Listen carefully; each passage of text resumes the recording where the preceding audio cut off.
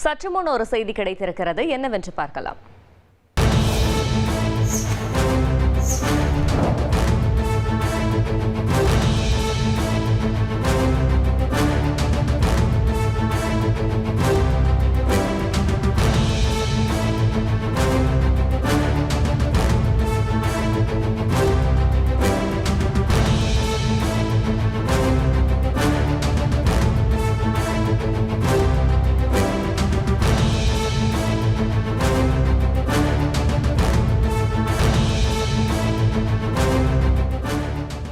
பஹல்காமில் தாக்குதல் நடத்தியவர்கள் சுதந்திர போராளியாக இருக்கலாம் என்று பாகிஸ்தானின் துணை பிரதமர் தெரிவித்திருக்கிறார்.